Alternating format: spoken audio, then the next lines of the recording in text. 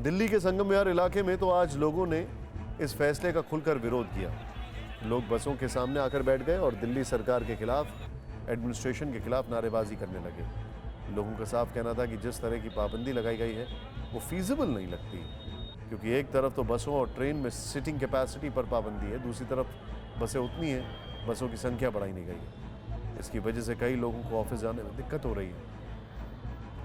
लोग ऑफिस के लिए 2-3 घंटे पहले घरों से निकलते हैं और फिर भी वक्त पर नहीं पहुंच पाते। दूसरी प्रॉब्लम यह है कि जब लोग बसों का इंतजार कर रहे हैं, लंबी लंबी लाइन लगा रहे हैं, तब लोगों की भीड़ देखकर बसें भी स्टॉप पर नहीं रुकती। इस वजह से नाराजगी और बढ़ गई और नतीजा ये हुआ कि लोगों ने रोड जाम कर दी।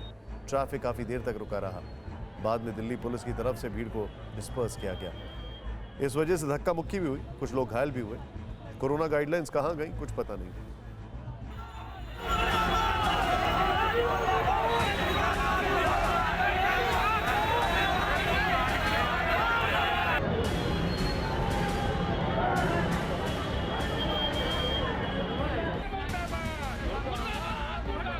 सुबह के गए रात को घर लौट रहे हैं, हमें घर भी तो देखना होता है। बता सरकार ने कितना गलत निर्णय लिया है।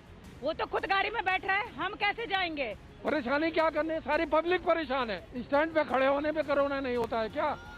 ये तस्वीरें दिल्ली में ओमिक्रॉन के इफेक्ट से बचने के लिए लगाई गई पाबंदियों के साइड इफेक्ट की सबूत हैं। एक 50% बस में कर दिया है। सैनिटाइज कितनी हो रही है बस? इनसे पूछिए ना कितना सैनिटाइज हो रही है। इतनी ज्यादा भीड़ हो रही है, अब कोरोना नहीं हो रहा, बस में चढ़कर ही कोरोना होगा। दिल्ली वालों के ये सवाल, ये गुस्सा, ये झुंझलाहट इसलिए है क्योंकि ओमिक्रॉन के बढ़ते खतरे को देखते हुए लगी पाबंदियों ने उन्हें बेबस कर दिया है। और ज्यादा देखिए क्या तमाशा हो रहा है। और बाद में कोरोना बढ़ेगा घटेगा ही ना। खड़े हैं, झुंड बना रहे हैं, भाग रहे हैं, जेबें कट रही हैं, कितनी दिक्कत आ रही है। इसका कुछ तो सलूशन निकालना चाहिए ना। दिल्ली में जिस तरह बेतहाशा कोरोना के केस बढ़ने का सिलसिला शुरू हो गया है, उसे रोकने के लिए कदम उठाने जरूरी थे और उठाए भी गए, लेकिन जो पाबंदियां लगाई गई उनका असर कुछ और ही दिख रहा है। 50% क्षमता के साथ चलने से मेट्रो और बसों के अंदर तो भीड़ कम हो गई, लेकिन मेट्रो स्टेशन के बाहर और बस स्टैंड्स पर भयंकर भीड़ जुट रही है। एक घंटे लाइन में लोग इंतजार कर रहे हैं, खासकर सुबह और शाम जब लोगों को दफ्तर जाना और लौटना पड़ता है। कुछ भी नहीं, सीधे ऑर्डर दे दिया 50%, जिसके वजह से पब्लिक यहाँ पे मर रही है। कोई गिर रहा है, किसी को चोट लग रहा है, किसी की चोरी हो रही है। आधे घंटे से मैं खड़ा हूँ बस के लिए, बस यहीं से बन के जाती है। ये सब कौन देखेगा? गवर्नमेंट का बिना सोचे समझे आप ऑर्डर दे दो। लोगों का गुस्सा अपनी जगह जायज है, लेकिन ये भी सच है कि दिल्ली सरकार ने भी जो किया है वो लोगों को परेशान करने के लिए नहीं, बल्कि संक्रमण को निमंत्रण देने वाली भीड़ कम करने के लिए किया है। लेकिन प्लानिंग में कमी से वो नहीं हो पा रहा है जो सोचा गया था। दिल्ली सरकार ने तो दिल्ली में दफ्तरों में 50% कर्मचारियों के साथ चालू रखने का फरमान जारी कर दिया, लेकिन दिल्ली से सटे बाकी शहरों जैसे यूपी का नोएडा और गाजियाबाद, हरियाणा का गुरुग्राम और फरीदाबाद, यहां ऐसी कोई गाइडलाइंस नहीं है। ऐसे में दिल्ली के बहुत से लोगों का इन शहरों में नौकरी के लिए आना जाना मजबूरी है। ऐसे में दिल्ली सरकार को यूपी और हरियाणा सरकार के साथ मिलकर रणनीति बनानी चाहिए थी।